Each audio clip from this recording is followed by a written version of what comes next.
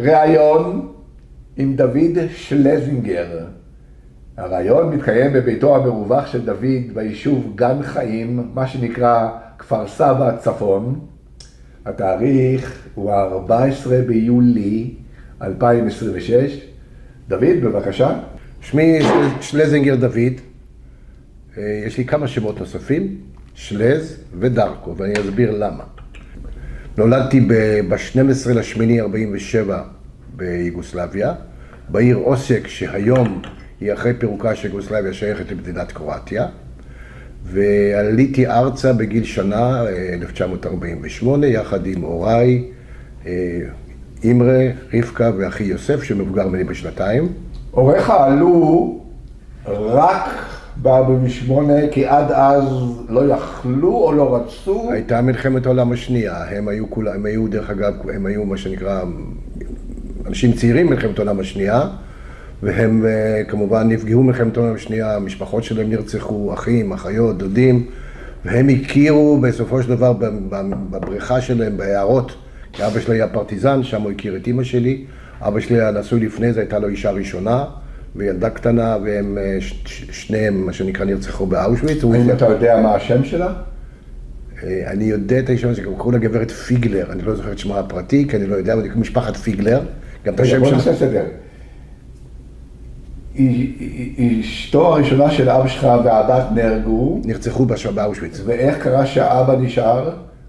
מה שקרה הוא שהוא אמר להם, בואו נברח, בואו נברח. מפה אמרה, לא, אני רוצה להישאר עם זה מה שאני יודע מהסיפורים, מהדוד שלי.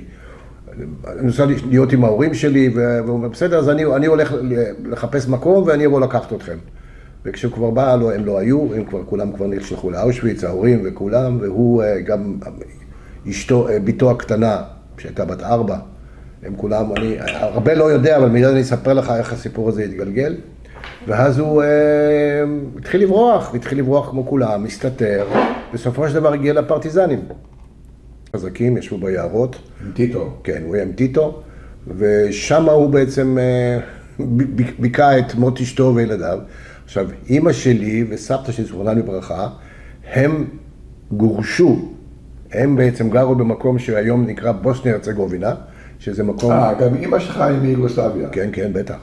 אמא שלי מיוגוסלביה, קוראים לה רבקה, ממשפחת אטיאס, והיא, היו לה 3 אחים ואבא, והם היו מאוד מאוד עמידים, הם גרו בכפר שקרא לו בוגוינו, שזה כפר מאוד לא גדול, אבל שהיו בו בעזרת 20 משפחות יהודיות, ולסבתא שלי היה שם מפעל לטקסטיל, היו אנשים מאוד עמידים, בעצם מי שרצח אותם זה לא הגרמנים, אלא האוסטשים, משתפי הפעולה, עם הקרואטים שהיו בעצם משתפי פעולה עם הגרמנים, והם בעצם באותו לילה רצחו את 3 האחים, רצחו את סבא שלי, וזרקו את אמא שלי ואת אבא שלי ליערות, את סבתא שלי ליערות, לכו תחפשו את עצמכם. והם הסתובבו, בסוף הגיעו לאיזה מחנה ריכוז, הסיפור ארוך עד שבסופו של דבר הם הצליחו לברוח ופגשו את הפרטיזנים. ושם הם פגשה את אבא שלי, הם חיו בפרטיזנים בבונקר, ושם אני לא יודע אם הם ניסו, אני בטוח שהם ניסו בכלל, אבל אחי נולד בעצם, נדמה לי, כמה ימים לפני תום מלחמת העולם השנייה. אחרי שתמה המלחמה הם עזבו והגיעו למקום שנולדתי לאוסק, שם הזכירו בית, וכמובן הם ביקרו את החללים שלהם והם חיפשו דרך לעלות לארץ. להוריך, לפני שהם עלו לארץ, הייתה תודעה יהודית? אני קשה לי לדעת. אז למה הם עלו לארץ? כי אז כבר ידעו מה זה ישראל. לא, אני מניח מהסיפורים של סבתא שלי, שאני זוכר... רגע, אבא שלך לא סיפר סיפורים? בקושי, מעט מאוד. כי הוא לא סיפר גם שהייתה לו בת. אני נודע לי על ביתו, רק אספר לך תכף את הסיפור, איך נודע לי שהייתה לי עוד אחות. אבא שלי לא סיפר בכלל. מה שכן הייתה תודעה יהודית, למה? כי האח שלו והאחות שלו עלו ארצה, היו קיבוצניקים לפני המלחמה. זאת אומרת, הייתה תודעה ציונית בטוח. כי אח שלו, שהוא היה מקימי קיבוץ שער מקים, ואחותו מקימי קיבוץ גת בדרום, עלו ארצה לפני המלחמה. אז הייתה תודעה ציונית, הם כנראה היו בשומר הצעיר, הייתה להם תודעה ברורה. אני לא יודע למה אבא שלי לא עלה. אבא שלי היה לו מנסרה לעצים, שם הוא היה לו מנסרה, ואז כמובן הכל נמחק. מאיזה סיבות, לדעתי גם מסיבות ציוניות וגם כמובן שהם חיפשו להם מקום בשקט להיות איפשהו לחיות בו, הם פחדו מהתוצאות של המלחמה, היו להם לא פשוטות. כאשר הם עלו לארץ, מלחמת העצמאות עדיין הייתה? לא, הם עלו אחרי מלחמת העצמאות, הם עלו ב-48, אחרי הקמת המדינה, עלינו בדצמבר 48, סוף המלחמה, וכמובן שבאופן טבעי הדוד שלי מקיבוץ שער עמקים, שאח של אבא שלי, הוא אסף אותנו מהנמל, משיקול, לא יודע, מהמחנה, לא יודע, הייתי תינוק, אני לא זוכר, ואנחנו עברנו לקיבוץ, היינו חברי קיבוץ. אבא שלי עבד שם בתור טרקטוריסט, היה מאוד מרוצה.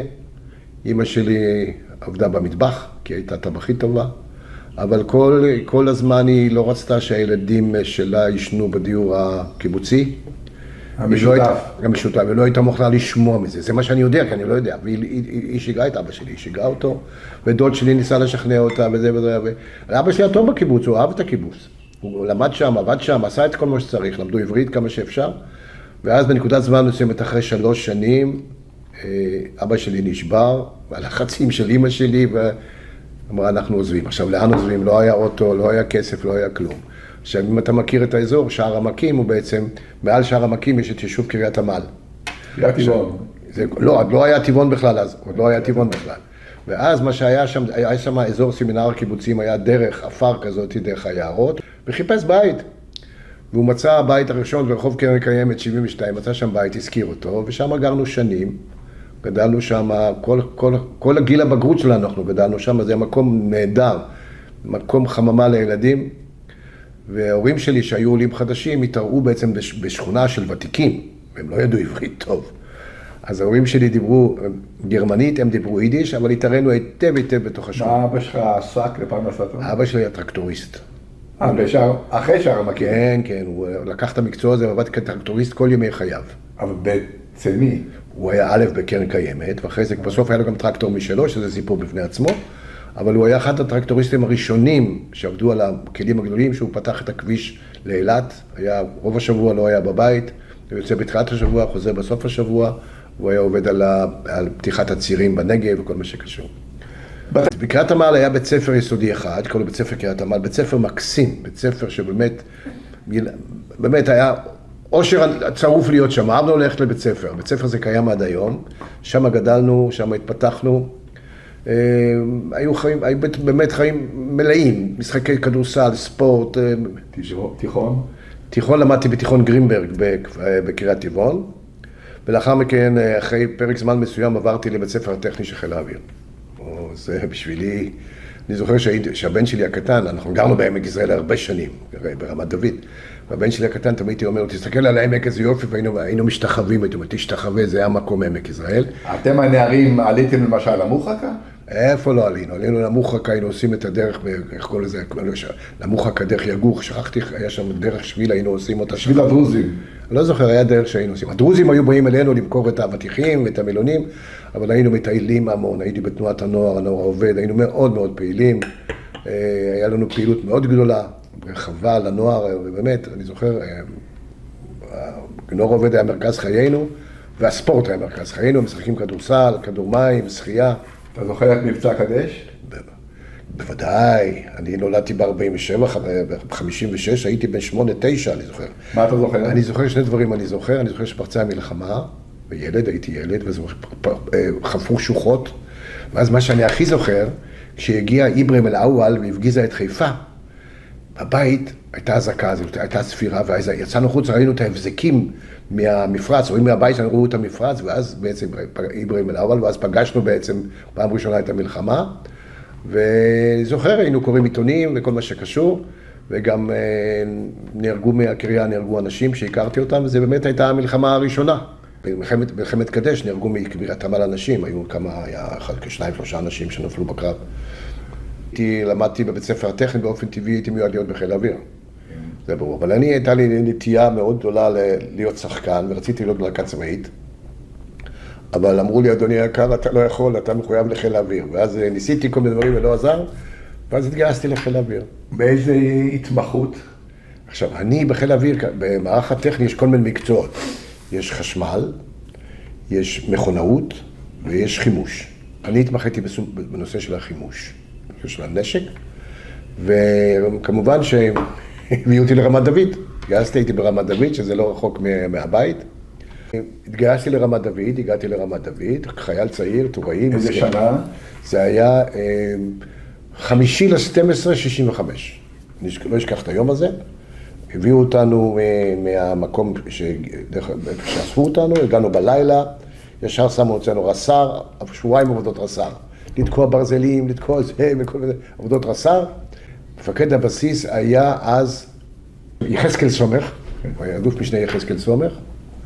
הוא היה מפקד הבסיס, ואז אמרו לי, טוב, הגעתי לרעיון למי ששם אחראי להצבה, הוא אומר לי, טוב, אתה פה ופה ופה ופה, שמח שבאת לחיל אוויר, אני שם אותך בטייסת מיראז'ים. הגעתי לטייסת מיראז'ים 117, לא עבר 3 שבועות. הוא קורא לי שוב, שמע, אני רוצה לשנות לך את ההצבה. אמרתי, מה אתה רוצה לעשות איתי? אני אומר, טוב לי ב-117, לא. יש לנו תחום חדש לחלוטין, סודי ביותר. ואני הבנתי שאתה בחור שיכול לשמור סוד. אני רוצה לצרף אותך למקום הזה. מה המקום? אני לא יכול לספר לך. מה אתה לא יכול לספר לי? ואז הוא אומר, אוקיי, יבוא, ייקח אותך תכף איזה בן אדם, הוא יסביר לך. 2 דקות הגיע איזה בן אדם, נמוך קומה, עם שפם. עד היום איתו אני בקשר, הוא בן 92, הוא היה המפקד הראשון שלי. הוא היה עם אופניים, לקח אותי אולי איזשהו הליכה של 10 דקות, והגענו לאיזה מבנה, צלצל בדלת, מסתכלים מי זה, מכניסים אותך פנימה. מתברר שזה היה המקום הראשון של טילי אוויר של חיל האוויר, שהיה סודי ביותר. אוויר או קרקע אוויר? אוויר. לא היה, רק אוויר. מה השם של הטיל? היה כך, קודם כל טיל צרפתי שקראו לו יהלום, זה מטרה R530. מטרה, אוקיי. והיה טיל ישראלי סודי ביותר של פרהל, שקראו לו שפריר 1. ואני הגעתי למקום הזה, ואתה יודע, זה היה מבנה, זה היה נראה כמו כיף קנברל. לבן, עם חלוקים, מכונות, והכל סגור, ואי אפשר להיכנס, שאלו אותי, אסור לך להגיד כלום. עכשיו, הגעתי למקום הזה, ואותו בחור, שדרך אגב, אני מעריץ אותו עד היום, שמו, הוא היה רנ"ג, עמנואל נצר, הוא היה רנ"ג, הוא גידל אותי, המפקד שהוא, דרך אגב, בן 92, הוא גר היום, אני בקשר איתו. והתחלתי להתקדם בנושא הזה של הטילים, של החזקת טילים, של טיפול בטילים, ובאמת זה היה תחום מרתק. למשל, אני אתן לך דוגמה, באותה תקופה בעצם חיל האוויר, לא, מה היה כמות קטנה מאוד של טילי מטרה, שהם היו מאוד לא יעילים, כשתלו אותם. פריר אחד שהוא היה טיל בוסר של רפאל, שבעצם הוא היה מטיל כזה פשוט וכזה לא יעיל, הוא היה בעצם הגרסה הראשונה של הטילים, אבל זה היה מסווג ביותר. רק לסבר את האוזן, מתי הקימו את רפאל? אני באמת לא יודע. לדעתי חיל היה קיים קודם כחיל מדע. לדעתי רפאל התחיל כחיל מדע. עכשיו, הסיפור הזה של השפריר זה סיפור מדהים, שכמובן התחילו לפתח אותו לדעתי עוד בצרפת, יחד עם הצרפתים, והוא היום, רפאל מייצרים את הטילים הכי טובים בעולם.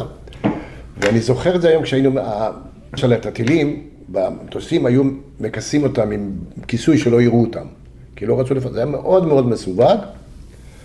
ואז פרצה מלחמת 6 הימים, ופה התחילו פתאום הטילים האלה לעבוד, ואני זוכר שהייתי רגע, ב6 הימים השפרירים כבר עבדו? כן, עבדו. מאוד מסווגים, היו מאוד מסווגים, אבל כל מה שניסו להפיל לא הפיל. בסוף הייתה תקיפה של הטופולוב על מחנה עמוס, אם אתה מכיר, ושם הצליח להפיל טיל שפריר את הטופולוב, הוא פגע בו פגיעה יפה מאוד. הבחור היה טייס, היה פקטורי, שהוא דרך אגב היום כבר קשה מאוד לדבר איתו, הוא קצת סנילי, והפיל אותו, וזו הייתה אמריקה, הצלחה גדולה, שפריר הפיל, טיל, שפריר הפיל. אבל בואו רגע נעשה סדר. בסדר, פיתחתם את השפריר, אבל איפה היה בית המלאכה שממש ייצר? ברפאל. היה לכם בית מלאכה שייצר את הטיל. ברפאל ייצר, אנחנו הייתה לנו מעבדה שהיינו מתחזקים, אנחנו כל כמה זמן הם מביאים את הטילים, בודקים אותם, מתקנים אותם, וכמובן טילי מטרה שהיו מצרפת, שהגיעו יחד עם המיראז', היו בסך הכל 10 טילי מטרה. בסך הכל. עכשיו, הם היו מרכיבים אותם בגחון. עכשיו, הגחון מקבל הרבה דלק ושמן הידראולי, ותמיד היה מתמלא, והיו המון תקלות עם החיבור של המקם. בקיצור, עבודה שלא נגמרת. אבל אתה אומר שאתה בזמן אמת הבנתם שאתם עושים היסטוריה. כי אני לא ידעתי שאני עושים היסטוריה, אני הבנתי שזה משהו מאוד מיוחד, כי קודם כל הייתה כמות גדולה של אנשים למדו בזה, היינו 10 אנשים, חתמנו שותפות סוד, אסור לדבר, אסור לספר, כלום. הבנתי שאנחנו עושים משהו ראשוני. היום בדיוק הייתי מראשוני מערך נשק המונחה בחיל האוויר, מראשונים שהתעסקו עם זה. ואני זוכר שבששת הימים, איך שכבשו את ביר גפגפה, אז הורידו מבנה של מיראז'ים לביר גפגפה לפריסה, ואז את הטילים האלה, הייתה להם תחזוקה יומיומית. אתה יודע מה זה תחזוקה יומית? א', היו צריך להטעין אותם, כי לא היה להם מצבר טרמי, והיה להם מה שנקרא, בטיל עצמו יש כנפונים, ויש מה שנקרא, יש לו מערך גלגול, כדי שלא יתגלגל, אז יש לו כנפון וצריך למלא בו שמן כל הזמן. אז אני ירדתי יחד, הייתי ממלא שמן כל יום בכנפונים, ומה שקרה, הוא הטיסו אותי, אני זוכר שהטיס פעם ראשונה שטסתי במטוס, כדי להביא אותי לשם, הטיסו אותי במטאור.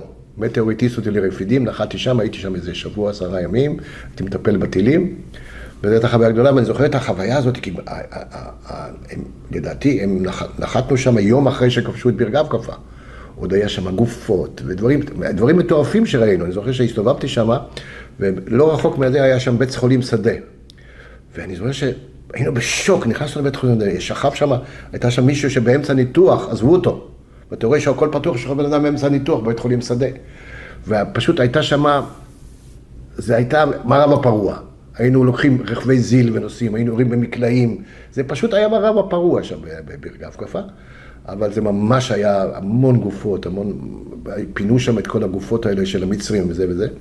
אבל הייתה חוויה מרתקת, ואני זוכר את זה כמו היום, חזרתי אז עם נורד, חזרנו עם נורדים, וזה סיפור מדהים, שאחד הבחורים שהיה חשמלאי, קראו לו שניידר, הוא יום אחד איש מאוד עמיד, מצא גולגולת. עכשיו, יש בחיל האוויר, יש מה שנקרא מצברים 24 וולט, הוא שם את הגולגל על סטנד, הנורד הרי נפתח ככה. וכשפתחו את הנורד, מי שראה אמרה, היינו ילדים, אבל זו הייתה חוויה מדויבת. ככה בעצם עברתי 6 ימים, אני זוכר גם ב6 ימים לפני זה, אני זוכר טיפלתי בטילים בעמדה של העירות, אני זוכר פתאום מישהו צועק, תסתכלו את המטוסים! פתאום ראינו רביעה של מטוסים עם כנפיים אדומות, זה היו הנטרים ירדנים. והם התהפכו וירו רקטות. עכשיו הם פספסו את רמת דוד, ירו על נעלה ללול. עכשיו הטופולוב בפני עצמו, הטופולוב הייתה חוויה, אני זוכר בבוקר, שקמנו מוקדם, היה ערפל, ואנחנו שומעים פתאום טה-טה-טה-טה-טה של הנ"מ, של הנ"מ של הבסיס, ואני מסתכל בשמיים ואני רואה מטוס ענק כמו בואינג, לא ידענו מה זה, טס מעל, בגובה נמוך, ואני רואה שמהצריח זנב שלו הוא יורה. גם הנ"מ וגם אותו מיראז' שזינק עליו מפילוטו עם השפריר, בחני עמוס, כמובן שהוא הרג שם כמה אנשים במאהל, שם נהרגו שם, הוא נפל על מאהל של חיילים במחנה עמוס. אבל אתם המשכתם לשכלל את הנשק המונחה. בדיוק, ואז מה קרה? התחילה מהפכה. פתאום הגיע טיל שקוראים לו שפריר 2, שזה הדגם היותר משמעותי, שהוא כבר היה גדול יותר, והוא היה יותר חמור, והוא עשה באמת טיל מעולה, ובעצם איתו נכנסנו למלחמת יום הכיפורים. רגע, סיטואציה, אתה ברמת דוד, כן.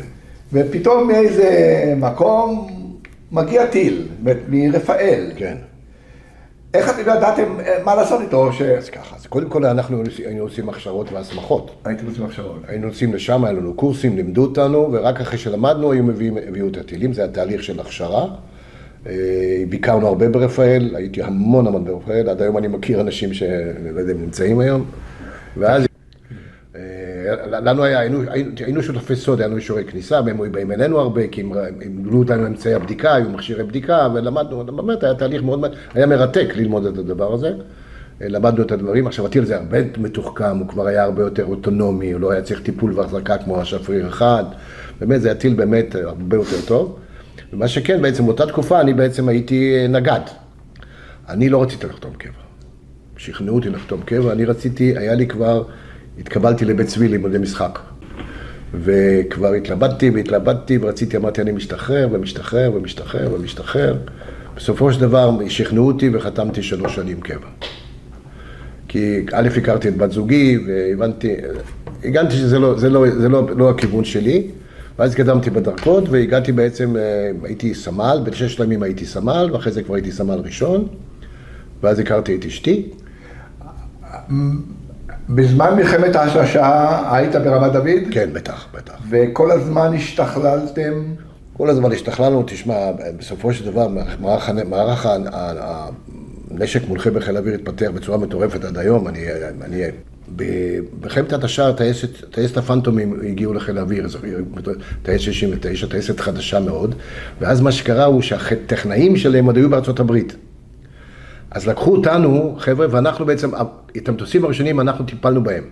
עד שהגיעו החבר'ה מארצות הברית, ואז התחילה מלחמת ההתשה.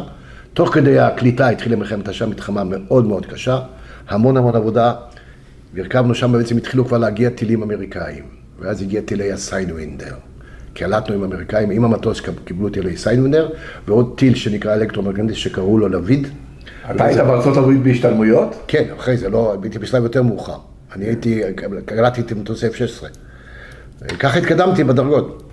וקלטנו בעצם, אז היה לנו בעצם, המטרה יצא לדעתי מהשירות בנקודת זמן מסוימת, השפריר אחד יצא מהשירות, הגיע שפריר 2, ואז קלטנו עם המטוסים האמריקאים, קלטנו טילים חדשים אמריקאים, שקראו לו הסיידווינדר, ומה שנקרא הספאו, מה שנקרא לויד, שהוא הטיל אלקטרומגנטי. וזה בעצם הייתה מהפכה אדירה, כי הכל כבר היה אחר, וכל בעצם בסופו של דבר היה סיפור אחר. גם כמות הטילים הייתה גדולה, והאיכות שלהם הייתה יותר טובה, ולמדנו, והיה באמת, היה מרתק. בעצם היה מרתק, ומה שמעניין בעבודה הזאת של נשק מודיעין, שכל הזמן אתה קולט נשקים, כל הזמן אתה קולט מערכות חדשות, ואני יודע כמה מערכות אני קלטתי, ותכף אספר לך על קליטה מערכת מאוד מיוחדת ביום כיפור, שהייתה מאוד ייחודית. אשתי הייתה קצינת ת"ש, ואני הייתי בטייסת. ברמת דוד. כן. עכשיו אנחנו גרנו בקרקור, איפה שהיא גדלה. והיינו כל בוקר נוסעים עם ההסעה, הלוך וחזור, זה חתיכת נסיעה. ומפקד הבסיס זוריק, יום אחד אנחנו היינו באיזה חתונה של מישהו מרמת דוד. פגשנו אותו והוא שאל אותו, המפקד, אפשר לתפוס לך טרמפ לבסיס? כי אמרנו, מה ניסע בלילה לכאן? לא היה לנו אותו. נשען במגורים של אשתי, במגורים נשען שם. אז הוא אומר, למה אתם חוזרים לבסיס? הוא אומר, אין לנו איפה לגור, אנחנו גרים בקרקור. הוא לקח אותנו עם האוטו, סיבוב, ובדרך הוא שואל אותי, תגיד, אתם רוצים לגור בשיכון? איזו שאלה. אל תשכח שנגדים לא גרו בשיכון, רק קצינים. אז אני אומר, בוודאי. מאחד בבוקר סידרו לנו מגורים בשיכון. עכשיו, היינו רווקים. זה היה חריג? חריג מאוד. עוד לא הייתם נשואים. לא, אז כבר התחתנו. מה, אני רוצה לחזור לחתונה שלי, יותר טוב לחזור לחתונה. התחתנו בבסיס.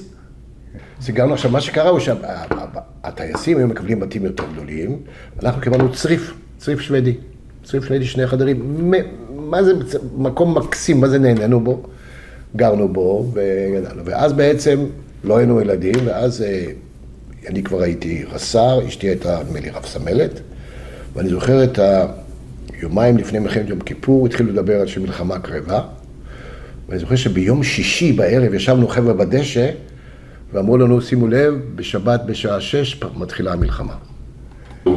מנקודת מבטכם לא הייתה הפתעה? הייתה הפתעה של... לא, אנחנו ידענו שבשעה 6 תהיה מלחמה. הייתה הפתעה שזה פרץ ב2 במקום ב6. ואז אני זוכר שישבנו, כל החבר'ה בשיכון היינו שם חברים שהיו שם, חברים שהיו לנו קצינים, ישבנו, דיברנו, שתינו. זה היה דרך אגב ערב יום כיפור. אנחנו צמנו, ערב יום כיפור.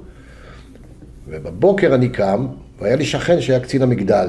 אז הוא אומר לי, אני יורד למגדל, התחילה כוננות. אמרתי, בסדר, הוא ירד למגדל. ואז בשעה 2 התחילה הצפירה. ואז אנחנו חיכינו ל6, כל מטוסי רמת דוד היו חמושים עם פצצות התקיפה. כל המטוסים. ואני באופן טבעי ישר רצתי לטייס 69, לדת"ק היירוט, דת"ק 15. ומה שאני ראיתי שם זה כאוס שלא ראיתי בחיים. בחיל האוויר יש דת"ק יירוט, דת"ק שבו עומדים מטוסים בלי פצצות, אלא להגנת שמי המדינה. אבל כל המטוסים היו חמושים לפצצות, לא להגנה, היו בודדים להתקפה. והיה צריך להפוך אותם תוך דקות להגנת שמי המדינה. זה לשנות את החימוש? כן, לשנות את הצורה, וזה עשרות פצצות, זה סיפור, לוקח המון זמן. אבל אני לא אשכח את זה, עד היום זה דופק לי בלב כשאני רואה את זה. אני ירדתי למטה לדתק, דתק זה דיר תת מטוסים, ואני רואה את הטייסים רצים למטוסים, ואומרים, עכשיו הפצצות על המטוס, אני לא טילים. עכשיו, פעלנו בניגוד לכל כללי הבטיחות עלי עולמות שאפשר. תמיד אתה צריך לעבוד. לקחנו מזרונים, כי יש עגלות, זרקנו את הפצצות על מזרונים, שמנו טילים, מה זה תוך שניות, עכשיו אני זוכר טייס בשם צינקר, הוא הר אדם, והוא פתח מנוע, הוא פותח מנוע, רוצה לצאת, שמנו שני הטילים, והוא אומר לי, הוא יוצא, והוא שאיף אותה. שמע, זה היה כאוס. בוא רגע נגדיר עוד פעם משהו. יש חימוש הפצצה ויש חימוש תקיפה, אבל יש גם קרב הפצצה, יש כבר...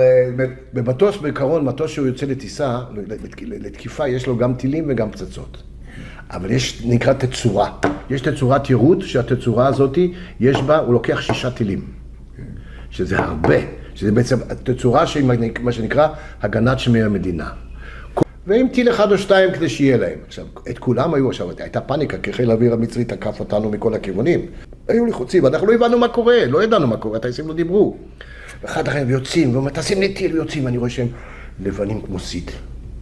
מה קרה? הוא אומר לי, אל תשאל, הסורים עלינו, המצרים עלינו, אל תשאל. ואז התחלנו להבין מה קורה את זה. לאט לאט המצב התארגן, וכבר אני חושב במכה הראשונה, לנו לא נפל מטוס. אני לא אשכח את זה, מחרת בבוקר, אנחנו לא ישנו כאן, 48 שעות לא ישנו.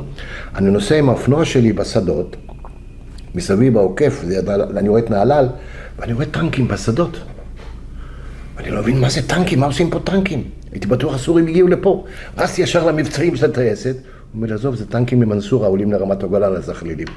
אתה אומר שהיה חימוש להפצצה וחימוש להגנת שמי המדינה, אבל לא היה תרגולת מספקת לעשות את זה בזמן... הייתה תרגולת, אבל זה לוקח זמן. כדי להפוך מטוס בתצורת הפצצה ליירוט לוקח לך איזה חצי שעה, 3 שעות. לא, אני מתכוון, יצא איזה מצב שרוב המטוסים היו להפצצה. נכון. אף אחד לא חשב... לא, היו גם מטוסים, טייסת מיראז'ים היו בעיקר להגנת שמי המדינה. אבל זה לא היה מספיק. זה לא מספיק. שמע, טייסת פנטומים של 30 מטוסים, שכמעט כולה מוכנה לתקיפה, זה מטוס קרב, מטוס אוויר שיכול להגן על שמי המדינה. איזה טייסת אתה היית? אני בעצם הייתי מסופח ל-99, כי אני הייתי במחלקת הטילים, אבל... טייסת פנטומים? פנטומים. מפקד הטייסת? מפקד הטייסת היה אז, היה יורם הגמון שהחליף את אביהו בתפקיד. אביהו בן נון. בוא נסביר את ההקשרים, אני לא הייתי בתוך הטייסת, כי הייתי בעצם בגף נשק מונחה כבר. אבל רוב העבודה שלי הייתה בתוך הטייסת, אז הייתי בתוך הטייסת. אבל לא הייתי פקוד של הטייסת. האם בכל המטוסים, מיראז'ים, פנטומים, יכלו להרכיב את אותו טיל? בעיקרון לא. במיראז'ים למשל אי אפשר להרכיב את הטילים הסיינווידרים האמריקאים כי הם לא היו מותקנים, אבל בפנטומים היה מה שנקרא טילים אלקטרומגנטיים מסוג של ספרו, או מה שקראו לו לוויד, וטילי סיינווידר, ובמיראז'ים היה בעיקר השפריר. בלגן גדול. ואנחנו לא מבינים אותו, כי אנחנו לא יודעים איך לקרוא את המפה, לא מבינים מה קורה, אין תקשורת, אתה לא שומע רדיו, רק שומע את הטייסים מספרים לך, באים חיוורים, אתה לא יודע מה קורה, זה מין כאוס כזה, אבל עובדים בלי הכרה, עובדים בלי סוף, יום ולילה, אני חושב אני עבדתי באותה תקופה, כאילו צריכים להוציא טילים, לפרק טילים, לבנות טילים, אבל אני חושב שעבדנו איזה 72 שעות, רצו בלי לישון. הטילים הם הגיעו מהנמל או שהם היו עכשיו, קודם כל היו טילים בחיל האוויר, היו טילים שלנו, והתחלנו לקבל גם משלוחים מארצות הברית. הגיעו הקומבייאז'ים, הם היו נוחתים ממש ליד הטייסת, גלקסי C5, והיינו מורידים את כל המכלולים, היינו מורידים אותם כדי להרכיב אותם, היינו מקבלים גם בגדים ואוכל. עכשיו, אל תשכח שבעצם זה כבר נקרא גף, אותו נצר היה המפקד של הגף, אני הייתי הסגן שלו, היינו כמעט 30 אנשים שהתעסקנו בזה, והיינו ממש, המבנה שלנו ממש ליד הטייסת, ממש היינו סמוכים לטייסת, היינו קרובים מאוד לטייסת, והתחילה שגרת מלחמה. תשמע, עכשיו, דבר מאוד מעניין הוא, אספר לך סיפור, בטילי אוויר, זה טיל שעובד על החום, זאת אומרת, הוא מתביית על החום. עכשיו, ככל שהוא יותר קר, קולט, ואז מה שנקרא בטילים החדשים שהיו אז, כבר היו מקררים את ראש הביות.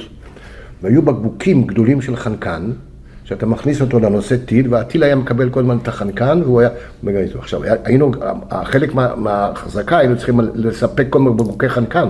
היה לנו מתקן שהיינו ממלאים כל 24/7, כל הזמן בקבוקים, מספקים, מוציאים, זה בקבוקים כאלה בגודל כזה ענקים, של 3,500 PSI חנקן בפנים, שאתה מחבר אותו אל הטיל, והוא מקרר אותו כל הזמן, ואז מגדיל את הרגישות.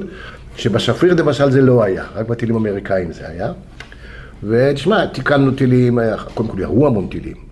אתה צריך לרשום את כל הרישומים. עכשיו, מה קורה הוא מה, כל טיל שירו צריך לרשום אותו? בוודאי. כי מה? א', יש תחקיר ויש בדיקה, מה התוצאות שהיו, אם פגע או לא פגע. יש תחקיר, אתה רושם את הכל נרשם, כל הנתונים, כן פגע, תחקירים את הטייס, הכל, אתה צריך לדעת בדיוק, נרשם הכל, ויש פרוטוקול מדויק, זה לא יהיה מצב. זה באמת מלחמה או לא מלחמה, חיל האוויר? סדר צריך להיות, בוודאי. קודם כל תיקח, ניתן דוגמה של הפצצות, גם כמות הפצצות רושמים כמה שנזרקו. הכל נרשם. יש מערכת מסודרת, אז לא היה מחשב, הכל היה נעשה ידני. מי רושם? אתם הנגדים? היה לנו, קודם כל בתוך המערכת, היו לנו חיילים שהיו תעסקו, היו פקידים כאלה, פקידי תחמושת, שזה העבודה שלהם, היינו מקבלים דיווח מהטייסת. אתה מדווח, הטיל מספר זה וזה נורא, כך וכך וכך, היינו רושמים, היינו סוגרים את כל המעגלים, בודקים, אז היינו גם יודעים פחות או יותר תוצאות, לפעמים היו אומרים פגע, לא פגע, לא ידוע, וכהנה וכהנה. והמצבור הנתונים הזה שימש לשכלל ולהסיק מסקנות. כן, בוודאי, הוא עבר קודם כל לגורמי המטה שהיו מעורבים, צריכים לדעת את כל הנתונים. ושיא השיאים היה, בעצם האמריקאים תמכו בנו מאוד מאוד עם הספקה של מטוסים, קודם כל הגיעו מטוסי פנטום וסקאיוק, סיפקו מטוסים כי איבדו הרבה מאוד מטוסים. עכשיו חלק מהטייסים אני הכרתי, שאיבדנו אותם, אני מכיר, היו גרים בשיכון, גרנו כולם הכירו את כולם. יש לי אני ככה, אמיצי, חנקין, זיכרונו לברכה, יוגב, אני גם לא כל כך זוכר את השם, היו הרבה מאוד חבר'ה שנפלו, בשיכון, והיה נורא קשה לבוא הביתה לשיכון לראות את זה. הגעת המטוסים היו שני שלבים. מטוסי הפנטום, את כולם הביאו לחצור. כי המטוסים הגיעו מאירופה, מגרמניה. עכשיו, זה מטוסים לא הכרנו אותם בחיל האוויר. והיה צריך להכשיר אותם שיתאימו לחיל האוויר. כי המערכות שלהם היו שונות. היה צבע קרפדות, צבע ירוק כזה, צבע ירוק. מה שהקימו בחצור, הגיעו צוות של קצינים בכירים וחדאים, שקלטו את המטוסים ועבדו 24/7 והשמישו אותם לצורך העניין, כל מיני אלתורים כדי שיוכלו לטוס. כי היו כבר מטוסים, ולא היו מטוסים. אבל אני חושב שהשיא שלי, כשאני לא כך התעסקתי עם מטוסים יותר עם הטילים, הייתי הסגן של אותו נצר, שאני הייתי רס"ר והוא היה כבר רס"ב, קבל טלפון מאיזשהו מקום, לא זוכר מאיפה, שלזר, שים לב, הלילה, תתכונן, אתם מקבלים עשרות מסעיות עם טילים חדשים. איזה טילים? לא יכול להגיד לך. מה זה הטילים האלה?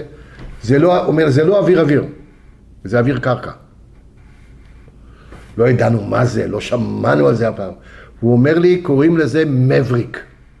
התחלתי לחפש בניירות, ראיתי שזה טיל אלקטרו-אופטי עם מצלמת טלוויזיה, ואני זוכר שהחל מ-7 בערב עד הבוקר, עשרות מסעיות. הורדנו, פירקנו, התרגלנו איזה 5 מלגזות, הורדנו כל הלילה עשרות מכלים לבנים, שבתוכו היו טילים, כל הרחבה הייתה מלאה, אי אפשר היה לזוז. עכשיו אומרים, יאללה, אני רוצה לפתוח, אסור לך לפתוח. הגיעו 2 אמריקאים, לבושים יפה, דיברו אנגלית, פותחים את הטיל, ואתה רואה משהו שלא ראית בחיים שלך. משהו לבן, בקוטר גדול, עם כנפיים, עם מצלמה כזו בחזית, זה הנשק האופטי הראשוני שהיה, הנשק אלקטרו-אופטי, לא ידענו מה זה. ואז הוא אומר, אוקיי, הגיעו מהטייסת, אני זוכר היה רז, מפקד טייסת, הוא חבר טוב שלי היום, עליי, אנחנו רוצים, באחרי צהריים, אנחנו רוצים לראות את הטילים האלה בחרמון. כי זה יכול להיכנס דרך החלון, הוא יכול להכניס דרך החלון. הוצאנו את הטילים, לא היינו שום אמצעים, הכל בידיים, הכל אילתרנו, הגיע זה, בדקנו. עכשיו זה בא, קראו לו, זה מבריק AGM-65, קראנו לו בשם העברי פינגווין, לא יודע למה, כי הוא היה לבן. אתה שם אותו על מה שנקרא, על מין משגר כזה, 3 טילים על משגר, ואתה מרכיב את המשגר על הכנף של הפנטום, והוא יכול לראות אותם. עכשיו לזה, קודם כל זה מאוד מאוד כבד. עשינו את הדבר הראשון הזה, הצלחנו בשעה 2 בצהריים להרכיב את השלישייה הראשונה של הפינגווינים על הפנטום. ב5 אחרי צהריים המריאו טיסה ראשונה, אחרי לילה, ב5 אחרי צהריים כבר המריאה טיסה ראשונה, חפו 2 טילים בתוך מוצב החרמון. שהיא הוחזק על ידי הסורים. כן. וזה הייתה, הטייסים היו באופוריה, מה זה הדבר המתאים הזה? ואז התחיל השיגרון להתחיל לבנות, להתחיל להרכיב את זה, מה שנקרא, עושים לזה קדם חימוש, פרילות. אתה צריך להוציא את הטיל, לבדוק אותו, להרכיב אותו, זה חתיכת עבודה. עבדנו בצורה מטורפת, ובאמת הטיל הזה במקורו, התכנון של האמריקאים זה היה לעצור את השריון. זה טיל נגד שריון. אבל אני בתור איש טכני לשעבר, אני לא יכול להתאפק ולשאול, אוקיי, קיבלתם טיל חדש, ומה הטייסים? הטייסים, מה הם ידעו שיש להם טיל חדש וזה הכפתור? או שהטייסים עשו... הם הוכשרו תוך 3 שעות, 4 שעות, הוכשרו. ברצינות, כן. באו אמריקאים. כי הטיל הזה הוא מנוהג עם, כמו, אתה יודע, כמו משחק מחשב, יש לו כזה... הכל היה באונליין. הכל תוך שעות. הקליטה וההכשרה. הכל תוך כדי, אתה לא מספיק לנשום אפילו, אתה לא מספיק לאכול אפילו. כבר הגיעו מכונאים, כבר הגיעו טייסים, כבר שמנו, טייסים באים, עושים תדריך, עושים תחקיר. ואני זוכר שאני הייתי, כשהמטוס חזר, עם הטיסה הייתי בדתק לקבל אותו, איך חיבקו אותנו, הטייסים, פגענו איזה פגיעות נהדרות, היה אופוריה גדולה מאוד אחרי כל הברוך הזה הגדול הזה. וככה המשכנו את המלחמה, ובאמת זה היה השיא הגדול ההוא של מה שנקרא, קראו לו קליטת הפינגווינים, שאני הייתי בעצם הראשון בחיל האוויר שקלטתי אותו, הראשון שלמדתי אותו, ואני אספר לך סיפור מעניין שהוא עושה קלוז'ר. לפני כמה שנים, חבר שלי היה באיזו תערוכה בפריז, הוא היה איש חיל האוויר, ובאו לה שני חבר'ה והתחילו להתעניין. אז הוא שואל אותו, הבחור ההוא שלו, תגיד לי, אתה היית ברמת דוד או לא? הוא אומר, תשמע, אני, במלחמת יום כיפור, שנינו היינו הראשונים שלימדנו אתכם את הפינגווין, אני זוכר את השמות שלהם. שני חבר'ה נחמדים מאוד. עכשיו, הפינגווין הזה בעצם זה היה מה שנקרא, אל תשכח שבמלחמת יום כיפור בעצם לחיל האוויר לא הייתה יכולת לפגוע בתק"ק. היה קשה מאוד, לא הייתה אמצעי תקיפה. זאת אומרת, כי מה שקרה הוא שבעצם אמרו שהכנף, הטיל כופף את הכנף של המטוס. כי הרי פילו, 16-6, מה שהיה שם. ובעצם אז התחילה בעצם, מלחמת יום כיפור התחילה המהפך של החשיבה של הנשק האופטי, מה שנקרא נשק מנגד, שאתה רואה אותו מרחוק, שהיום הוא באמת מטורף מה שיש היום בחיל האוויר. עכשיו, אני סיימתי את התפקיד שם, אמרו לי, עכשיו, והיו לי חוות דעת מאוד טובות, הייתי מאוד... נגמרה המלחמה נניח? נגמרה המלחמה, אמרו לי, אמרתי, טוב, אני רוצה ללכת לקורס קצינים. אתה אמרת שאתה רוצה. לא, דיברו איתי, ראיינו אותי, אתה רוצה לצאת לקורס קצינים? בוודאי. הוא אומר לי, יופי, מתי אתה... לא, אתה לא יוצא כל כך מהר לקורס קצינים. אתה קודם צריך לעבוד על מטוס לפחות 4 שנים. והעבירו אותי להיות ממעין חימוש בטייסת 69. זאת אומרת, עזבתי את מערך הנשק המונחה, והייתי בעצם כמעט 3 שנים, 4 שנים עבדתי בטייסת הפנטומים, שזו עבודה מאוד מאוד קשה. אחרי 4 שנים יצאתי לקורס קצינים, יצאתי וחזרתי להיות קצין החימוש של הטייסת. ובסופו של דבר אני עברתי את כל המערך הזה של אדרס. בחיל האוויר, המערך הטכני בנוי ככה אתה לא יכול להיות קצין טכני לפני שאתה נגד או רס"ר. אתה צריך ניסיון מצטבר. עכשיו, היה לי את הניסיון, אבל לא היה לי ניסיון מאוד מובנה בתחום של נשק מונחה, אבל לא באמת עושים. כמה שנים היו פנטומים בחיל? מתי הם נגמרו? הפנטומים הגיעו ב-69, והם יצאו נדמה לי בשנת 80, נדמה לי, משהו כזה. אוקיי, אז התקדמת בתפקיד. התקדמתי בתפקיד, התקדמתי ב-79, הייתי קצין חימוש אחרי זה, המפקד, החבר טוב שלי זה רז זאב, שהוא היה מפקד תקיפת הכור בעיראק. אתה שמעת על רז זאב? אלוף משנה רז זאב, בן קיבוץ גבע. הייתי בטייסת, ואז רז היה סמת ב'. זאביק רז היה סמת א' של הטייסת. תשמע, היינו מודדים, שלום, הייתי כמעט 5 שנים בטייסת, כבר הייתי כבר ותיק, הכרתי אותו טוב, ואז רצה אלוהים, ויום אחד הייתה תאונה קשה מאוד, שבה התנגשו 2 פנטומים אחד עם השני. אבשלום פרידמן, זיכרונו לברכה, נהרג, היה מפקד הטייסת. רני פלג, ייבדל לחיים ארוכים, עם הנווט הצליחו לנטוש, ובאותו לילה מינו את רז למפקד טייסת. אני זוכר את התאונה הזאת שהייתה תאונה קשה מאוד, סיפור שלי בגלל אנשי החימוש בחיל האוויר הם עוסקים גם בכיסא מפלט, הם אחראים על הכיסא מפלט. כל נטישה או כל תאונה, קצין החימוש הולך ראשון. לזהות מה, למה? כי רוצים לדעת אם היה ניסיון נטישה או לא היה ניסיון נטישה. עכשיו, המטוסים האלה התנגשו בגובה רב בבקעת בית הכרם מעל כרמיאל, בגובה 20, התפזרו על שטח ענק. עכשיו, חיפשנו את הכיסא מפלט, לא מצאנו, בסוף מצאנו את הכיסא מפלט שהוא נפל לתוך ואדי, אני ירדתי עם חבל, הורידתי למטה לראות, המחזה שראיתי היה נורא, אבל הודעתי, לא היה ניסיון הפלטה. זאת אומרת, אתה יכול לדעת שאם אתה ניסו או לא ניסו, כי אם המערכת עבדה או לא עבדה, כי הם התנגשו, בכלל לא הספיקו להפליט, הם נמעכו. זאת אומרת, בכיסא מפלט אתה יכול לראות, מי שבעל מקצוע יודע, אם היה ניסיון הפלטה הוא הצליח או לא הצליח. ברגע שאתה רואה שהמערכת מחוברת כמו שצריך, לא היה ניסיון.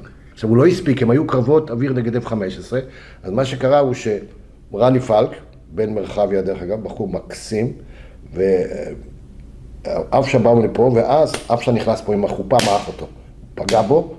עכשיו, רני פלק צריך להפליט, הם לא כי הם נרגעו על המקום, כי מעך אותם, בחור מקיבוץ משמרים, נווט עיקר, זיכרונו לברכה, ורני פלק עבדי לרדרים מוקים, והנווט שלו אני לא זוכר את שמו. אני בקשר טוב עם רני פלק, באמת חברים טובים, צריך לספר לך גם למה, איך התגלגלתי, איפה הגעתי.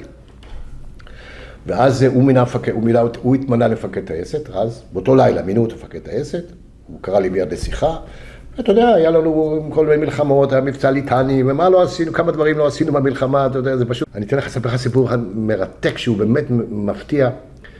יש מה שנקרא, אתה יודע מה זה קלאסטר בומב, זה פצצת מצרר, שהיא פצצה מאוד מאוד מורכבת. מבצע ליטני שאחרי היה רצח בכביש החוף, שהרצח בכביש החוף, אז חיל האוויר יצא מבצע ליטני, ואנחנו תקפנו עם המון מצרירים. וזיכרונו לברכה חוזר רמי ארפז, אם שמעת עליו, היה ממשמר העמק, זיכרונו לברכה, הוא היה מפקד הבסיס, הוא יצא לטוס בלשלזינגר, קורא לי, הפצצות שלי לא מתפוצצות. אומר, מה? אני לא מתפוצצות. עכשיו, אני קצין חימוש של טייסת, מה זה לא מתפוצצות? זה התפקיד שלי. חוזר אותה, אז פצצות לא מתפוצצות? מה זה? התחלתי להחביר. לא ידעתי מה אנחנו לא עושים בסדר, התחלתי לבדוק. ופתאום ראיתי שכל התלונות האלה הן באמת תלונות נוראיות. דיברתי עם המטה, אמרתי משהו לא בסדר. אמרתי, תקח מרומים חדשים, הכל. וזה לא עוזר. בבוקר הגיע מסוק מחיל אוויר, תקשיב טוב, מהמטה, והם מותקים אצלי, אומרים, אנחנו עכשיו טסים לאזור לבנון. מה מתברר? זה סיפור מרתק, אם נותן לך את זה כאנלוגיה. זה תמר, ככה נראית קלאסטר בומב. אוקיי, באמצע זה מין מיכל שבתוכו פצצות, מה שקורה הוא שפה צריך להיות מרום שהוא נשלף, ואז המיכל נפתח והפצצות מתפזרות. כמו הפצצות מצרר של האיראנים. מה קרה? הם גילו שכל הפצצות האלה, כל המרום לא נשלף החוצה. זאת אומרת, הלחיים לא נפתחו. מה התברר? שהפצצות היו כל כך ישנות, שהגומי נדבק מהשמש, ולא הצליח לפתוח אותו, כי האוויר פותח אותו. ואז כל הלילה באו מתעש ועשו חיתוכים. וזה אחד הדברים ואני, מה אתה יודע, תשמע, יש דברים, תראה, קצין החימוש בטייסת הוא בודד. כי הוא לבד, הוא בר סמכה מספר אחד, אין אף אחד מעליו. עכשיו, כולם באים אליו בטענות, כי, תשמע, במערך הטכני יש קצין טכני וזה, ואני לבד, אתה בודד במערכה. ואז יום אחד רז קורא לי, היינו בקשרים מאוד טובים, אנחנו אירחנו אחד את השני, הוא כנראה העריך אותי מאוד, הוא היה באמת מפקד שלי, הוא שלז, בוא, שב. אתה רוצה להביא מטוס חדש? מה זה אומר להביא מטוס חדש? הוא מניח להיות מפקד טייסת של טייסת F-16 הראשונה. אני רוצה לבוא איתי לארצות הברית. אתה רוצה? אמרתי, איזה שאלה? קיבלת. רז, אז מה שקרה שהאיראנים, אז המטוסים שאיראנים היו צריכים לקנות, הרי הייתה המהפכה, ואז המטוסים ל-F-16 שהיו בג'נרל דיינמיקס, הועברו לחיל האוויר במהירות, וחיל האוויר צריך לתארגן בצורה מטורפת. אז רז מינה מפקד טייסת ראשון, הוא לקח את כל הצוות הטכני של טייסת 69, ונסענו לארצות הברית להביא את F-16. זה היה בארצות הברית? ליוטה. היל איירפורס בייס ביוטה, נסעתי עם המשפחה, עם הילדים, זה היה תקופה... כמה זמן הייתי שם? כמעט שנה. הייתי שנה. תקופה יוצאת ממנה. עכשיו, אשתי הייתה קצינת ת"ש, עכשיו נתנו לה גם כן לנסוע, והייתה תקופה מטורפת, למדנו את המטוס. אני זוכר את זה ש-F-16 ראשון, אני חושב שאני הייתי הטכנאי הראשון שנכנס למטוס. עכשיו, היינו בהתחלה בג'נרל דיינמיקס, היינו ב-F-16 ביוטה, ואני נכנס לקוקפיט, עכשיו, תראה, אתה יודע מה זה אנלוגיה ומה זה דיגיטציה. הפנטום זה מטוס אנלוגי, F-16 זה מטוס דיגיטלי, זה מהפכה. כשאתה נכנס לפנטום אתה רואה כפתורים, ופה אתה רואה כל מסכי מחשב. ג'ויסטיק. ג'ויסטיק תמיד יש, זה הסטיק שישנו, אבל אתה מדבר, לא, לא, בפנטום זה בין הרגליים, ב-F-16 נדמה לי זה כבר היה בצד. כן, כי הוא פליי ביי בייר, זה הכל מחשב. ואני נכנס לקוקפיט, ואני יושב ולומד, ואני לא מבין, לא מסתדר. הכל זה, לא ידענו אז מחשבים, לא הכרנו את המחשבים. אבל למדנו את המטוס, הגענו אותו, ואז אני הייתי בעצם בקבוצה הראשונה של חיל האוויר של עמדה בארצות הברית. חזרנו, היינו 4 קצינים, חזרנו, הטייסים כבר חזרו, ובעצם התחלנו לבנות את הטייסת. זאת אומרת ששנות שירותך היו השנים שבהם עוצבה דמותו של חיל האוויר אחרי יום כיפור. יום כיפור.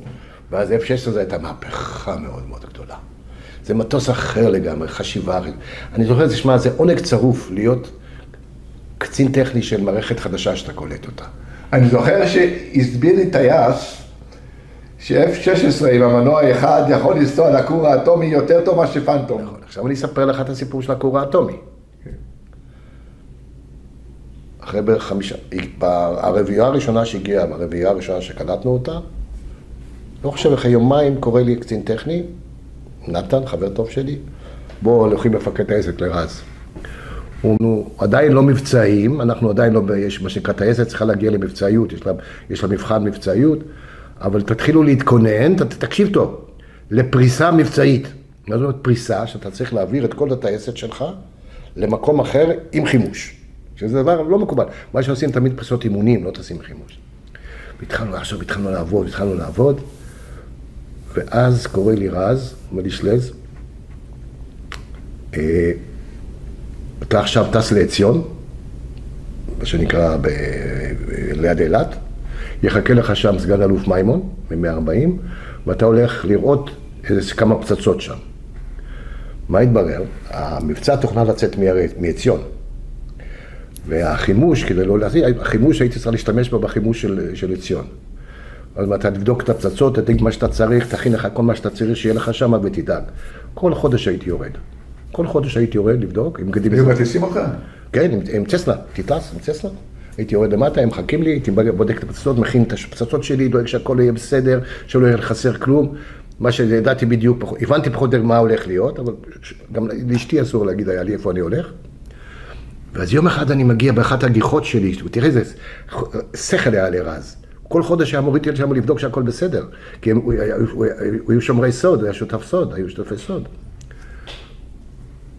ואז אני מגיע לשם, ופתאום אני רואה, התחילה כבר הפינוי של בסיסי חיל האוויר. ואני רואה מלגזות, מעמיסות הפצצות שלי על סמי טריילר. אמרתי מולם, לא, תיקחו את איזה פצצות שלי. תסתכלו, מי אתה? מאיפה אתה בא? הייתי בגדים אזרחיים בכלל, כי לא רוצה... מה אני אעשה עכשיו? ייקחו לי את הפצצות? עכשיו, לא היה אז טלפונים. ותראה כמה שהעולם הוא קטן והוא צירוף מקרים מעולה. יש בחיל האוויר מה שנקרא גוף שנקרא מחשה, שהוא בעצם מאגד את כל נושא אספקת החימוש בחיל האוויר. המפקד שלו קראו לו אורי שרון, והוא היה פעם מפקד שלי. אמרתי, והוא אחראי על כל הקונבויאז'ים האלה. נחסתי מיד ל-140, צלצלתי לאורי, אמרתי, שמע, אורי מדבר שלז, תעשה לי טובה, תבטל את הדבר הזה.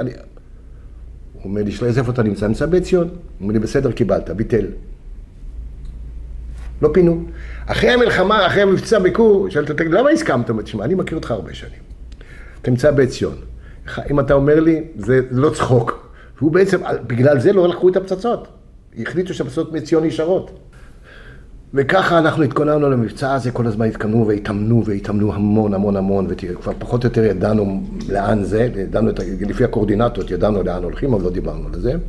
וכל פעם, הגיע יום עצמאות, יורדים לעציון לפריסה, מבצע בצירות ביום העצמאות. בסוף זה היה בחג הביקורים. כן, התקפה הראשונה הייתה צריכה להיות ביום העצמאות. אני יצאתי ככוח חלוץ, תמיד הייתי יוצא ככוח חלוץ עם אנשים, הייתי צריך לארגן את הפצצות כדי שהמטוסים יגיעו למחרת. ירדנו עם זה, ואז מה שקרה הוא שהייתה הסיפור הזה, מדלפה עם פרץ, עם עזר ויצמן, היה סיפור, החליטו לבטל את זה, פחדו מדליפה ביטחונית, וחזרנו. וכל שבוע יורדים, לא אשכח את זה כמו שהיום, ורז הוא היה בטלפון, רז היה ישיר, הוא היה מפעיל אותי. הביקור בעיראק זה סיפור מורכב, כי בסופו של דבר אני הייתי בעצם קצין החימוש הממונה על כל התקיפה. מתי הבנתם שהולכים לתקיפה? אני אספר לך שהגיעו המטוסי F-16 הראשונים, מעט מאוד זמן אחרי שכבר הטייסת התחילה להתייצב, כבר דיברנו על פריסה מבצעית, והתחלנו להבין שהולך להיות פה משהו מאוד מאוד גדול, והבנו שבעצם לא נקבו בשם של הדבר הזה, אבל ידענו שזה הולך להיות משהו מאוד מאוד מטורף, משהו מאוד למרחקים, כי המטוסים, מטוס יש לו הרי 3 מכלי דלק. כשהוא טס קרוב הוא לא צריך 3. כשהוא טס 3 מכלי דלק הוא טס מאוד מאוד רחוק. והבנו שמתאמנים, ואז גם התחילו, פחות או יותר התחלנו לדבר על סוגי החימוש, התחלתי להבין מה קורה. ואז אותו סיפור שהייתי תמיד צריך לטפל בפצצות, ואז הגיע ערב שבועות, אני יושב בבית, אוכל אחר הצהריים עם אשתי, מתקשר למפקד הטייסת, זה אלוף משנה רז זאב, הוא אומר לי, שלז, קח את התיק, אתה יורד לעציון. היה לנו שם קוד כזה, היה לי את כל הנתונים, היה לנו כבר פק"ל, היה לי רכב, אנשים, הכל, ערב חג, זה ערב חג שבועות, קיבלתי פז'ו 405, אני ועוד הסגן שלי ועוד 4 אנשי מקצוע שלי, שכולם היו נגדים בכירים, תכף אספר לך גם על השיטה, איך עבדנו. יורדים ברכב, כדי לא לעשות רעש, יורדים ברכב לאילת. ערב חג, רוצים לאכול משהו, אין כלום, הכל סגור. עצרנו בדימונה, הגענו לדימונה, וחיפשנו משהו לאכול, והכל סגור, ערב חג. והיינו איזה 6 חבר'ה חיילים ממדים, והגענו לאיזה קונדיטוריה, איזה מרוקאי אחד. הוא אומר, חבר'ה, הכל נגמר לי, אין לי כלום, אבל מה, יש לי מלפי. מה זה מלפי? זה קרמשנית. קחו מתנה את הקרמשנית. נתנו לו מתנה, אכלנו את הקרמשנית, הגענו לאילת, הגענו בערב לאילת. עכשיו, באותה תקופה, שהייתה בעצם התקופה של ה-F-16, היו בארץ נציגים של ג'נרל דיינמיק, שהיו בעצם מה שנקרא מומחים שסייעו לנו. הם היו עדיין בארץ. עכשיו, הם היו, היינו קוראים להם המרגלים, היינו קוראים להם, כי הם היו מרחכים, הכל, הם היו בבסיס, מסתובבים. ואני זוכר שיום אחד הייתה טיסה, הציגו לרפול, רפול אז היה הרמטכ"ל, הציגו לרפול את הפרופיל והטיסו אותו ב-F-16. עכשיו, החבר'ה האלה היה להם אישור כניסה לטאט"ק, הם ראו הכל. וחזר רפול עם ה-F-16, עשו להם מה שנקרא מודל, ואז המטוס, אתה רואה שהמטוס מלא קרח ורטיבות, ואני רואה את הסטיב האמריקאי, חבר טוב שלי, ואני מסתכל, מה זה הדבר הזה? מה זה? הבנתי שמשהו לא בסדר. רוצה אלוהים, אנחנו מגיעים לאילת, לפסאז' שם עושים הפסקת אוכל, אני רואה שכל האמריקאים של ג'נרל דיינמיק יושבים שם. מה הם עושים פה? אז רואים אותי עם בגדי עבודה ועם דרגות והכל, וערב חג, הם יודעים, דיוויד, מה, how are you, זה וזה וזה. ואז סטיב שואל אותי, הוא היה אצלי בן בית, What are you doing here, David? I'm going to chase girls in Nueva. Wow, what going? Chasing in Nueva? אוקיי, אקסלנט. הגעתי לביטחון שדה שם בעציון, סיפרנו, אנחנו יודעים, אנחנו עליהם, אל תדאג, זה הכל בסדר, אנחנו יודעים. אני הכנתי כל הלילה, אנחנו עבדנו כדי להכין את כל מה שצריך, את כל החימוש, והכל בבוקר, שבועות בבוקר, מוקדם בבוקר, הגיעו המטוסים, נחתו, והתחלנו להכין אותם, ולחמש אותם, ולסדר אותם, ואני לא יודע, בטח ידחו את זה, כמו שכל הזמן דוחים. ופתאום אני רואה את הטייסים באים להניע. היו ככה, היו 10 מטוסים, 8 שיצאו לישראל ועוד 2 רזרבה. זאת אומרת, אם מישהו מתקלקל בקצה מסלול, מחליפים. עכשיו, מה קורה? אחת הבעיות הגדולות אז, לא היה לנו תדלוק אווירי, והטווח דלק היה מאוד מאוד גבולי. אז כדי לא לבזבז דלק, אז שמים אותם בקצה מסלול, ועד ההמראה הם שותים דלק. יש מכונית תדלוק, באוזר כזה גדול, שזו פעולה מאוד מאוד מסוכנת. אתה בעצם מתדלק מטוס חמוש. עכשיו, זה היה 1 בצהריים, 10 של מטוסים עומדים, חום אימים. עכשיו, אני לא מספר על כל התהליך של החימוש, והבדיקות שזה תהליך בכלל בפני עצמו. תשמע, יש הבדל, אתה עושה משימת איכות או לא משימת איכות, איך עושים משימת איכות, שזה סיפור בפני עצמו. מטוסים יצאו, חיילים, אני רואה שהטייסים היו, אתה יודע, הם מכונסים בתוך עצמם, ואנחנו יודעים לאן הם עושים, אנחנו יודעים לאן הם הולכים, ואנחנו יודעים שאולי חלק לא יחזרו, ואני מכיר את כולם, חברים שלי אחד, גרים איתי בשביל. אילן רמון, הכרת? בטח, אילן רמון היה השמיני, אתם מספר את הסיפור של אילן רמון. עכשיו, רז המפקד טייסת שלי, הוא היה מוביל, ונחומי היו 2 מובילים, 2 טייסות. נחומי. ועומדים בקצה מסלול, אלא 1 בצהריים, האספלט בוער, ואתה מתדלק, 1.5 שעה מתדלקים, ואתה רואה מה החבר'ה מכונסים בתוך הקוקפיט הטייסים, עכשיו אנחנו מחכים. מה שיש לנו לעשות זה רק להוציא כמה הבטחות ולתת להם לטוס. והסימן בחיל האוויר, הטייס שאומר לך, עושה לך ככה. זה סימן שאתה מוציא את הסדים, התחיל לדפוק להלב. הם עושים לנו ככה, והם מתחילים מנוע, פתחים, ואתם רואים, הם ממריאים, טרח, ממריאים אחד, ואנחנו יודעים שלא יחזרו חלק. עכשיו, זוג נשאר, שהזוג ספר נשאר, והם כל התפללו שמישהו יתקלקל, שהם ילכו במקומו. רני פלקה היה ביניהם. והגענו, הם טסו, ואנחנו חזרנו בחזרה לעמדות, ואנחנו מחכים, בשומעים, מחפשים. עלינו לאיזו גבעה, לראות שהם יחזרו. דמדומים, פתאום אנחנו רואים מכל רוחות השמיים. אתה רואה פתאום אחד מגיע מפה. כמה זמן לקח מהרגע שהם יצאו עד שחזרו? בערך, אני חושב, 3 שעות, 2.5 שעות. בערך, פלוס מינוס. היה איזה שלב שהיה אפס קשר, או שעמדתם? אנחנו לא בקשר, היה קשר בטוח, הרי היה... החבר'ה ידעו, לא? מפקד חיל האוויר היה בבואינג למעלה, הם היו בבואינג, היה להם קשר מסודר, הם היה... אני רואה פתאום מטוסים חוזרים, ואתה רואה שכולם ריקים. עכשיו, תחשוב טוב, הוא זרק 3 מכלי דלק, זרק את כל הפצצות, הוא ריק לגמרי. ואנחנו סופרים, 1, 2, 3, כל השמינייה מגיעה. מה ירווח לנו? והם מגיעים, עכשיו אתה פותח את הקוקפיט, הם מים! היית רואה אותם מים, הם היו מים. אתם הראשונים שמקבלים את פניהם. אני מקבל אותו, אני פותח לו, הוא מחבק אותי ותופס אותי ומושך אותי. מה בא, הכל בסדר, הכל בסדר. זה מתועד? מצולם? יכול להיות שכן, אני לא זוכר. אני זוכר את זה כמו היום, איך שרז חיבק אותי ונשק אותי. במטוס הם היו משתינים בתוך שקיות של שתן, הוצאנו את השקיות של השתן. ואתה רואה שרז ואנחנו מתחבקים, והבנו שהייתה הצלחה גדולה. הכי חשוב, שזה בסופו של דבר, אף אחד לא נפגע. אני זוכר שבעצם אחרי התקיפה הזאת היה... עשו לנו ארוחת צהריים, הממשלה הגיעה לביקור ברמת דוד, בגין וחברם, ותעודות מייל, וקיבלנו תעודות הוקרה, ושמע, זה אחד, באמת זה היילייט כזה גדול שאתה בתפקיד כזה, שזה באמת. אבל תשמע, כנראה שהייתי טוב, וקידמו אותי, ומינו אותי, קיבלתי דרגת, הייתי כבר סרן, קיבלתי דרגת רב סרן, והפכתי להיות מפקד גף נשק מונחה של כל רמת דוד. אבל המשכת ברמת דוד. המשכתי ברמת דוד. עשיתי 4 שנים, עכשיו הייתי מפקד במלחמת שלג, שזו הייתה מתקפת הטקה הגדולה ביותר, שגם כאן היה מבצע מאוד גדול. אחרי 3 שנים מינו אותי להיות מפקד גב חימוש, אחרי כל מערך החימוש של חיל האוויר. כמה שנים היית בחיל? 30 שנה. 20 שנה הייתי ברמת דוד. ואז אחרי שסיימתי תפקיד מפקד גב חימוש, יצאתי ללימודים. סוף כל סוף אתה צריך להגיע הזמן שלי למד. יצאתי לשנתיים ללימודים, לפום ארוך.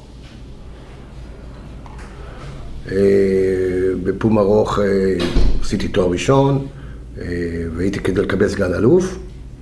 ואחרי שסיימתי את זה, קיבלתי דרגת סגן אלוף, מינו אותי לתפקיד סגן אלוף, והתמניתי מפקד יחידה בחיל האוויר, שהייתה אחראית בעצם על את הפנטום מזמנו שדיברנו עליהם, שהגיעו 69, עשו להם הסבה לקורנס 2000. ואני הייתי המפקד של יחידת הקישור שטיפלה בזה, על כל הקו קורנס 2000 שישבו בתוך תעשייה האווירית. הייתי 4 שנים מפקד היחידה. עשיתי הרבה מאוד דברים, זו עבודה מאוד מרתקת של שיפוצים ותיקונים ודברים אחרים. ואחרי 30 שנה, 1995. פתאום ריק, אחרי 30 שנה, שאתה כל בוקר קם למטוסים ועבודה, ופתאום אתה בפנסיה. אבל אני החלטתי החלטה מאוד מעניינת. התחביב שלי היה תיאטרון וקולנוע. אמרתי, אני לא רוצה יותר טכנולוגיות, אני רוצה להיות איש של רוח. למדתי תיאטרון, בימוי בתיאטרון בסמינר קיבוצים, והקמתי, בהתחלה הייתי חברה קטנה, והתחלתי לעשות אירועים. האירוע הראשון שעשיתי זה היה בכפר יונה, יום העצמאות, וככה עשיתי 10 אירועים. באמת, יש לך חברת הפקה. כן, שאני לבד, אני בבית, אבל יש לי אנשים שעובדים איתי קבוע, שעדיין עובדת. והחברה הזאת היא בעצם,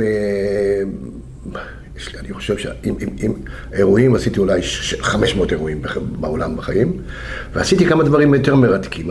הייתה לי ויז'ן, אני בזמנו פנתה לאיזו אישה אחת, ואומרה לי, תשמע, יש לי מועדון גמלאים, אתה רוצה ללמד אותם דרמה? אמרתי, בני כמה אנשים? 80, 85 פלוס. אמרתי, את חושבת שזה התחנות? תנסה. ופיתחתי שיטה, שעובדת עד היום, שהחבר'ה צעירים עושים אותה, של עבודה עם חבר'ה גמלאים בתיאטרון. איך ללמוד בעל פה, איך לעשות. עבדתי אולי באיזה 12 דיורים מוגנים. איזה הפקות עשיתי, מחנוך לוין עד מולייר עשיתי איתם. אתה עושה את זה עוד היום? לא, למה אני הפסקתי עם זה? תשמע, אחת הבעיות הגדולות במובן הזה, שאנשים שהייתי רואה אותם פתאום היו נעלמים לך, היו מתים. והיה לי מאוד מאוד מאוד קשה, והחלטתי להפסיק עם זה, ועשיתי קצת שינוי כיוון, והתחלתי להתעסק יותר כי אחת הבעיות הגדולות, אתה צריך להיות ספק משרד הביטחון, וזה תהליך מאוד מאוד ארוך וקשה, ואז שקיבלתי ספק ביטחון, התחלתי לעבוד הרבה עם הצבא, עם חיל האוויר, עם צה"ל, אירועים, להקות צבאיות, מה שאני עושה גם היום, והתחלתי קצת להתעסק קצת בסרטים דוקומנטריים. אני לא מפיק, אני במאי. אני איש את התוכן. אתן לך דוגמה לאירוע שאני עושה עכשיו. בהפקה זה, יש, באירוע... הפקה זה כסף, כן.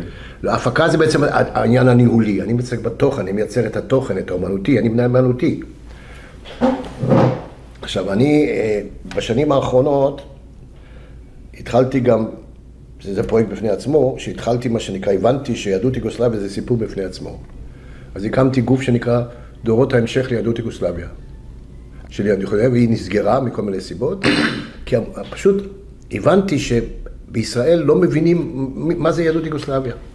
היום, אני אעשה לך סיפור קצר יותר, היום יש בישראל 6 קבוצות של דור שני של יוצאי יוגוסלביה, שנפגשים אחת לחודשיים, ובעצם נפגשים, מדברים סרבית, אוכלים אוכל, הרצאות, זה מה שנקרא, אני קורא לזה יוגוסלבית שפה יפה, שיח בסרבית. עכשיו יש קבוצה בשרון, בדרום, שאני מרכז אותה, עושה את הפעילות שלה, וזה תופס כמו אש בשדה קוצים, ובמשך שנים לא עשו טקסי זיכרון ליהדות יוגוסלביה. אני הצלחתי בכוחותיי הדלים, לפני חודשיים, ביד ושם, הפקנו פעם ראשונה טקס זיכרון ליהדות יוגוסלביה, שלפני 7-8 שנים לא עשו אותו, ובכלל אני פעיל מאוד בנושא הזה, אני פעיל במגוון תחומי. א', אני עובד בשם הפקות. היום אני עושה אירוע גדול כמו שבאתי על חיל האוויר, יש סרט על בוטינגר שאני עושה, ועוד דברים נוספים, פחות או יותר. את שרה אשתי הכרתי ברמת דוד, אני הייתי חייל צעיר, היא הייתה מש"קית תרבות.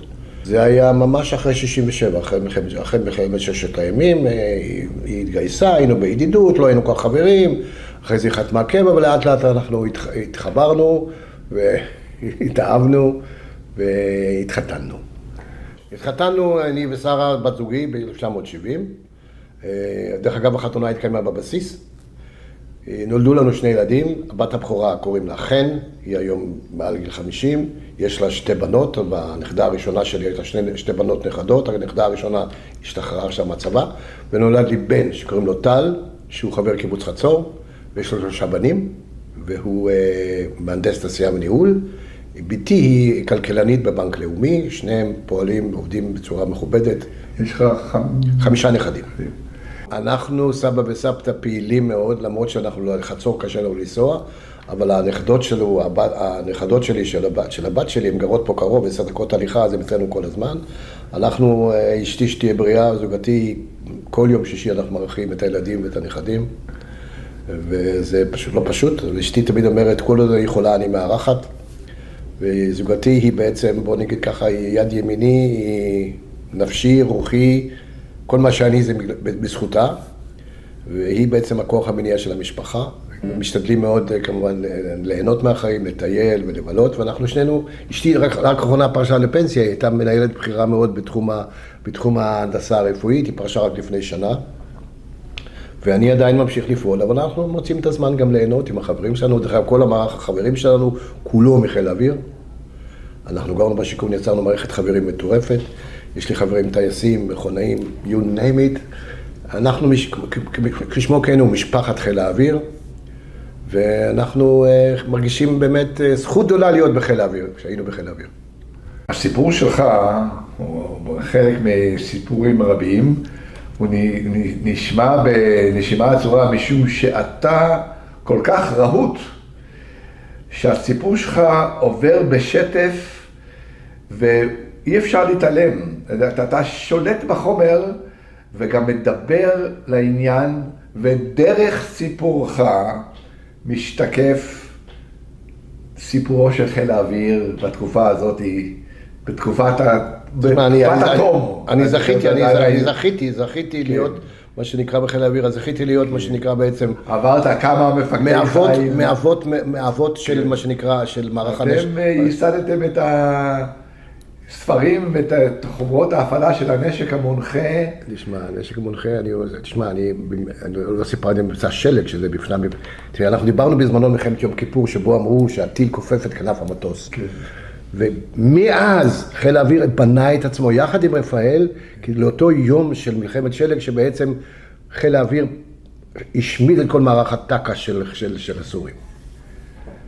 הסיפור שלך הוא מרתק, ומוסיף הרבה למאגר ולמארג של כל הנושא הזה של מלחמת יום כיפור, והדור שלפני והדור שאחרי, ואני רוצה להודות לך מקרב לב על הרעיון הנפלא הזה. תודה רבה. תודה רבה לך.